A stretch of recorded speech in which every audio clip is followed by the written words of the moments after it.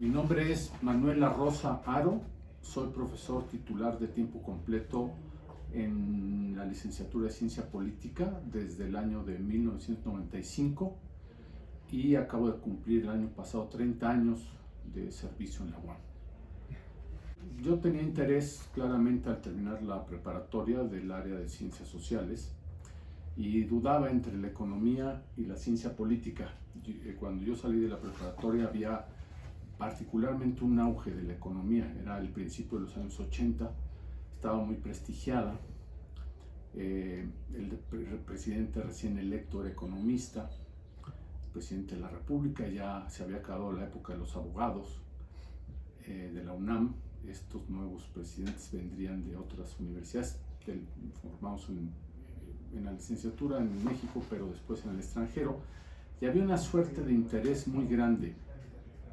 Pero cuando yo revisé los planes y los contenidos de los planes de estudio, me di cuenta que lo que me interesaba estaba más en el área de las instituciones de gobierno y en el tema de los movimientos sociales y desde luego de la política. La idea sobre el gobierno, qué era el gobierno, qué era el Estado, por qué eran cosas diferentes. Empezaba el discurso de los derechos políticos de forma muy importante, se empezaba a discutir desde otra perspectiva lo que había sucedido antes y finalmente decidí tomar el camino de la ciencia política, del estudio de la ciencia política. Esa es una parte muy bonita de mi historia personal. Yo fui ayudante de investigación en un área de investigación de la licenciatura. Las áreas es la forma en la que están vinculados por intereses temáticos y líneas de investigación un grupo de profesores que puede ir de 2 hasta 10, 12, 14, ¿no? En ese rango hay diferentes áreas en nuestra licenciatura y en otras de la universidad. Y había el interés de un grupo pequeño de profesores de impulsar un proyecto de fundar un centro de estadística y documentación electoral, y a un compañero y a mí en particular nos ofrecieron estos profesores una participación en el servicio social para ir construyendo la base de datos que sería el núcleo, digamos, de este centro, ¿no? Y en ese camino empezamos a ver otras posibilidades del proyecto y finalmente se le presentó al rector de entonces, que era el doctor Julio Rubio Oca, rector de la Unidad de Iztapalapa, que después sería rector general. Y lo primero que nos preguntó a los profesores que fueron, y yo como ayudante de investigación, es que si había otro centro parecido en el país o si la UNAM tenía algún desarrollo en esto. Y le dijimos que no, que era una idea original, que tenía posibilidades de desarrollo, y él entendió rápidamente que había un nicho de oportunidad ahí y decidió apoyar este proyecto. Entonces yo entré como ayudante de investigación y cumplí 3 años que establece el reglamento que uno puede tener ese cargo, esa responsabilidad, y después se abrió la oportunidad de competir, de presentar un concurso para ser profesor de la universidad. Yo ya estaba muy involucrado en las temáticas, en las áreas de investigación, dentro del área de investigación, y de manera muy natural me pude incorporar todavía en un momento donde había convocatorias de plaza, había recursos, ¿no? Para ello fue el último, creo que fue el último momento así más ligero, ¿no? de la posibilidad de entrar a la universidad. Después se complicó mucho y así fue como me inicié. Yo me inicié en la licenciatura de Sociología, yo competí por una plaza en el área de Sociología Política, no para la licenciatura de Ciencia Política, y estuve muchos años atendiendo la demanda de los temas de la sociología política con los vecinos de nuestra licenciatura y con los colegas de sociología que atendían estas temáticas. Y después, 10 años después, me tuve oportunidad de enrocar, como decimos como en el ajedrez, enrocar la plaza, porque había un sociólogo aquí en la licenciatura, que era el doctor Rafael Montesinos, que lamentablemente ya no está con nosotros, que él desarrollaba temas de investigación de sociología política, pero tenía su adscripción a ciencia política, y yo estaba al revés, yo era politólogo y estaba en la licenciatura de sociología. Y hablamos, y como teníamos el mismo nivel y la misma categoría, le presentamos al jefe del departamento la solicitud de que hiciéramos el cambio. Y fue un cambio administrativamente muy sencillo, sin ninguna objeción de parte de las dos licenciaturas y con la buena disposición de la jefatura del departamento de aquel entonces, que dijo: adelante, si ustedes están de acuerdo y sus coordinadores están de acuerdo, hagamos el cambio. Y creo que fue muy bueno, porque él desarrolló toda una línea de investigación en sociología que no había podido por estar con su carga acá en ciencia política, y yo me pude ya desplegar plenamente en esta tarea de las cuestiones electorales y de los sistemas de partidos y de la parte de elecciones y partidos en México, y de la parte de metodología, que a mí me sirvió mucho estar en sociología para tener una buena base de enseñanza para los politólogos. Así fue como llegué. Lo que más me gusta es la energía y la disposición de los alumnos y las alumnas en su formación. Esa es una parte que vengo justamente de clase ahorita, hace unos minutos. Les decía que estaba muy contento porque había sido una buena clase, había habido mucha participación, habían presentado lo que habíamos acordado con mucha seriedad y con muchas ganas, y eso es una retroalimentación fantástica en la universidad, el hecho de tener generaciones que vamos atendiendo y que vamos recibiendo una lectura del mundo distinta, que a veces nosotros no tenemos por nuestra edad y nuestra condición menos pública, en el sentido de la dinámica que uno tiene naturalmente a los 20 años, ¿no?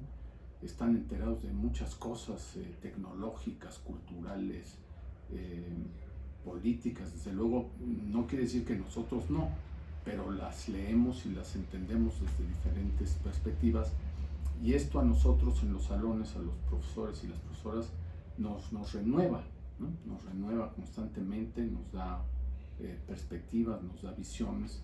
Y lo que yo veo muy desarrollado ahora notablemente en comparación con hace 10 años es la participación y la fuerza de las alumnas. Son muy buenas estudiantes. Obviamente cuando yo entré en 95 había mayoritariamente hombres, había un tercio de mujeres en los salones, y ahora inclusive es mayor la población en algunos casos de las mujeres, y son muy buenas expositoras, tienen una manera de abordar las cosas lingüísticamente diferenciada de los varones, y son muy serenas, ¿no? Tienen una parte de serenidad que yo advierto, y esto es muy, muy agradable. Lo que hacemos nosotros a cambio de ese intercambio, digamos, de vida, es poner en ellos pues toda la trayectoria personal de investigación y de trabajo de difusión de la cultura, si es que uno tiene una trayectoria en eso, que es mi caso, y compartirlo en los salones. Sí, eso es lo que más disfruto en los salones, es el intercambio de las visiones del mundo y la respuesta generalmente comprometida, ¿no? de los alumnos y las alumnas en su propia formación. Ahora estoy impulsando mucho, yo después de la pandemia, la conciencia, la responsabilidad del trabajo autodidacta. La universidad les puede ofrecer y les ofrece, de hecho, una cantidad, un porcentaje muy importante de conocimiento y de herramientas para su formación profesional.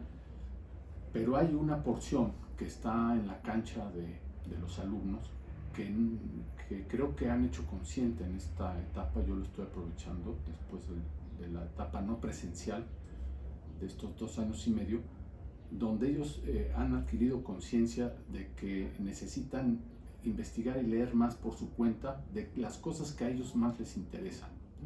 Nosotros ofrecemos el contenido de los programas de cada UEA, de cada unidad de enseñanza-aprendizaje, pero yo los invito a que cuando ellos encuentren un tema de interés, por sí mismos vayan y lo hagan mayor, lo busquen, lo enriquezcan, y que eso es parte de una responsabilidad personal, de tener una mejor formación, porque no le podemos pedir absolutamente todo a la universidad. Yo he tenido varias líneas de investigación a lo largo de estos casi 30 años, descontando los primeros 3 de ayudante. En estos 27 años de profesor he tenido varias líneas de investigación. La primera fueron las elecciones locales. Mi tesis de licenciatura, de hecho, fue sobre la primera elección en la que participó el Partido de la Revolución Democrática, que entonces era pues una institución que estaba naciendo y que despertó el interés de muchos jóvenes de entonces, como proyecto político y como posibilidad de cambio para el sistema político. Entonces yo me inicié, derivado de esta tarea, en el Centro de Estudios, que hoy se llama Centro de Estudios de la Democracia y Elecciones, haciendo investigación del desarrollo de las elecciones en los estados, en las entidades federativas.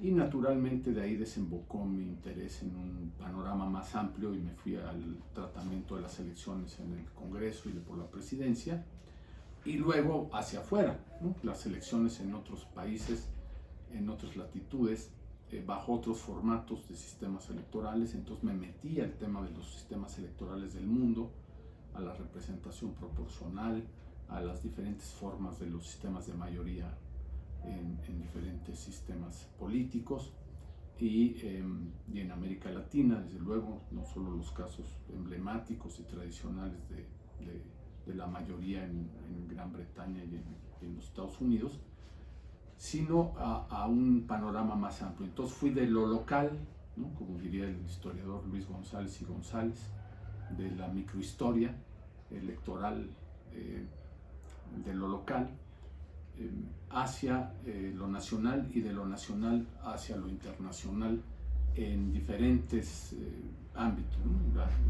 El derecho electoral, los sistemas de partidos, los sistemas de gobierno, parlamentarios, semiparlamentarios, presidenciales, en fin. Y fue creciendo, ese universo fue creciendo de manera muy natural de acuerdo a la investigación que yo hacía. Y luego me interesó muchísimo la historia de México, definitivamente la historia política de México, y leí mucho sobre la historia de la revolución, sobre el porfiriato, desde luego sobre la independencia y la constitución del Estado mexicano.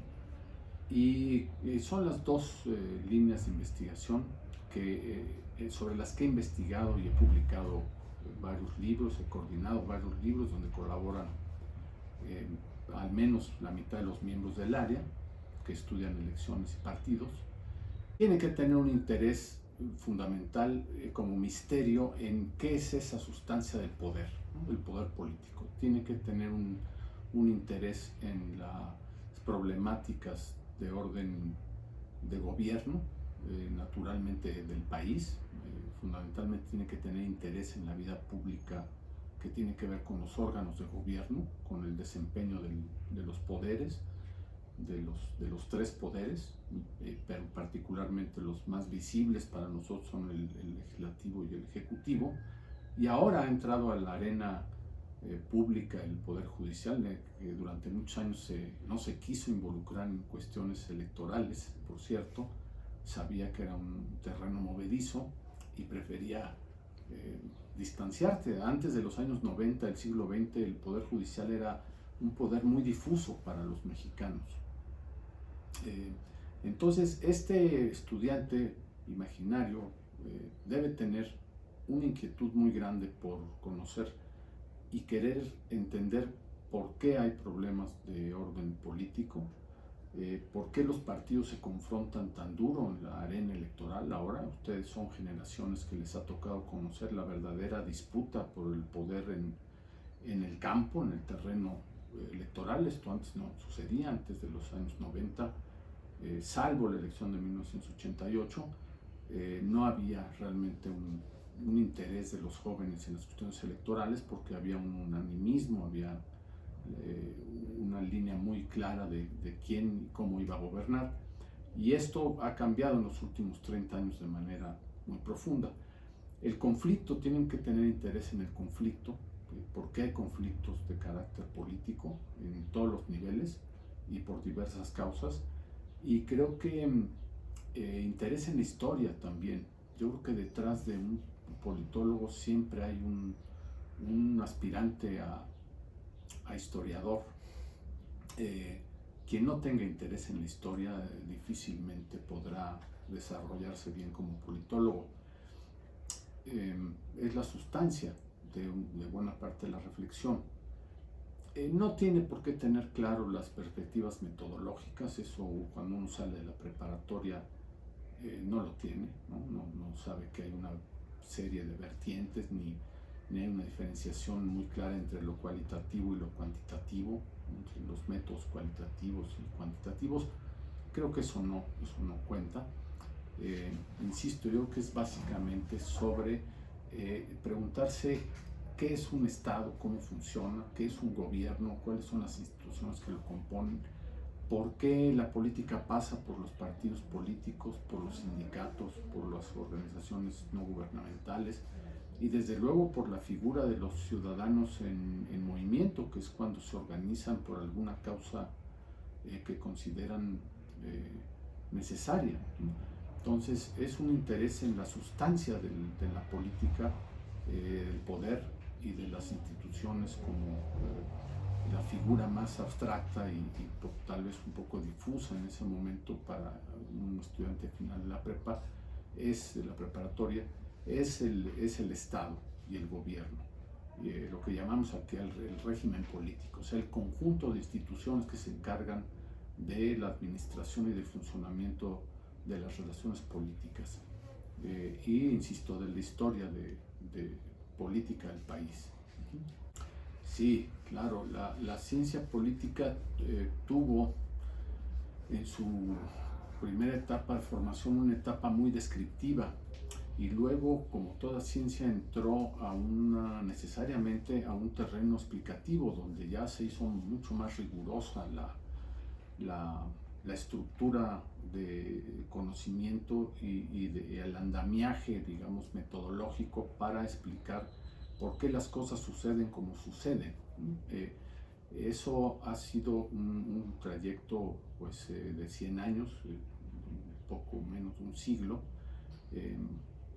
y estamos en la etapa de querer construir una temporalidad de ciertas leyes de explicación para los fenómenos, que es la etapa más, probablemente más interesante de la disciplina, y que le da sentido social, que podamos explicar desde la ciencia política por qué los partidos políticos fallan en su función, por qué el equilibrio de poderes tampoco no funciona como debería funcionar, por qué hay cambios de régimen político, por qué los sindicatos han perdido fuerza en la lucha social, por qué han perdido visibilidad, por qué la participación ciudadana se incrementa o disminuye, por qué las relaciones de la política tienen que tener como mesa de trabajo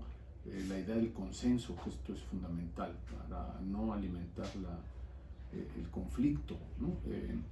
Hay una utilidad social de estas explicaciones para que no queden en imaginarios o en creencias de los actores y de la propia sociedad, y que se ofrezcan datos y que se ofrezcan proyecciones estadísticas y que se describan procesos históricos donde las cosas sucedieron de una manera y están sucediendo de otra, y explicar por qué.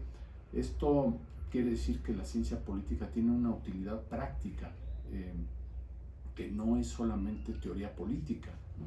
La teoría política es una rama y es una parte muy importante de la disciplina, pero no hay que confundir a la disciplina con el conjunto de las teorías políticas, que a veces se confunden mucho con ideologías o con proyectos políticos de ciertos sectores sociales, y sacar a la ciencia política de esa clasificación, ¿no? No se trata de ideología, no se trata de filosofía política, no se trata de un proyecto político, sino de un conjunto lógico de conceptos y de categorías y de indicadores que se van usando para explicar y dar cuenta de la realidad política, de por qué está fallando la democracia. Es una pregunta a gritos que la ciencia política debe contestar en esta segunda mitad o bueno, ya tercera década del siglo XXI. Esto hay que atajarlo, ¿no? Hay que decir en qué está fallando, por qué la relación entre el poder político y el poder económico es tan difícil. Esto creo que también es tarea de la ciencia política, porque hay un desencuentro entre poder y dinero en este momento en el mundo, por qué hay países que tienen otra forma de régimen político que debe de ser respetado y debe de ser considerado como un derecho de autonomía y de autodeterminación. Pienso claramente en los países que siguen teniendo un régimen socialista y que la democracia ataca de manera los regímenes democráticos más liberales, ortodoxos, digamos, atacan, ¿no? Frecuentemente, desprestigian, los atacan ideológicamente o militarmente. Entonces eso es una cosa que es muy discutible. Pero estas cosas hay que explicárselas al mundo de una manera convincente, con datos, con elementos, con argumentos lógicos, con conceptos, ¿no? Y esto es una tarea de la ciencia política, explicar cómo funciona el poder político, para qué sirve, cómo se le puede dar mayor utilidad social, cómo podemos evitar que se concentre el poder indebidamente. Nuestros peores enemigos son los comentócratas y los opinólogos. Nos quitan trabajo, nos quitan prestigio, y hay que estarlos constantemente señalando, porque dominan las mesas de discusión en la radio, en la televisión, en las redes, y saben de todo, ¿no? Son todólogos, y son francamente puras posiciones personales o ideológicas presentadas como argumentos serios, y esto no puede ser. Esto yo lo veo actualmente en los medios de comunicación como un peligro, ¿no? para nosotros. Nosotros no somos abogados, no somos antropólogos, no somos sociólogos, no somos historiadores, pero somos un poco de todo. Y esa combinación es lo que nos da una personalidad dentro de las ciencias sociales. Tenemos muchas ventajas porque hemos aprendido de las otras disciplinas. Tenemos algo de filósofos políticos, tenemos mucho de sociólogos, tenemos algo de abogados o de aprendices de abogados, y abrevamos también de la psicología política, de la antropología. En este sentido creo que somos, por ser la generación más joven, digamos, de las ciencias sociales, una forma distinta de ofrecer respuestas a los problemas de orden político, donde combinamos lo sociológico, lo jurídico, lo legal, lo arropamos mucho del contexto histórico, y le sumamos todo el aprendizaje de la teoría política y de los estudios ya disciplinares de la ciencia política, y eso nos hace potentes, nos hace distintos. Pienso siempre en la riqueza, por ejemplo, del lenguaje, de la capacidad analítica a través del lenguaje y del pensamiento, los animo mucho a que se construyan ellos una propia voz. Muchos les cuesta dificultad exponer, presentarse en los salones, y yo les digo, miren, a ustedes les van a pagar por pensar, por escribir y por desarrollar verbalmente una serie de habilidades, ¿no? Entonces tienen que aprender a construir un discurso propio, un discurso lógico, sustentado fundamentalmente no en creencias o en posiciones ideológicas, sino en una formación muy sólida de referencia a la historia y a datos, y tienen que aprender a construir un discurso científico. Eso es lo que yo los aliento mucho, por más que tenga elementos de pensamiento crítico su discurso, o que sea un discurso en todo caso conservador, que los hay, desde luego, esto no es un secreto para nadie, que no les gusta el pensamiento crítico, lo ven como antisistémico, como algo que no conviene. Lo que yo les transmito es esta necesidad de que se construyan sólidamente, dejando sus prejuicios y sus preferencias o sus fobias lo más lejos posible, ¿no?, de su formación académica, que lean. Es muy difícil invitarlos, son generaciones visuales, les gustan mucho los videos, los pequeños documentales. Cuando pasamos eso en el salón de clase, inmediatamente hay opiniones, hay posiciones. Cuando uno deja un libro, un artículo, ahí 1, 2, 3 levantan la mano, ¿no? Pero yo me he dado cuenta que el material los incentiva de manera muy diferenciada. Entonces les digo que por ahora hay que seguir leyendo. Hay una constante invitación a la lectura.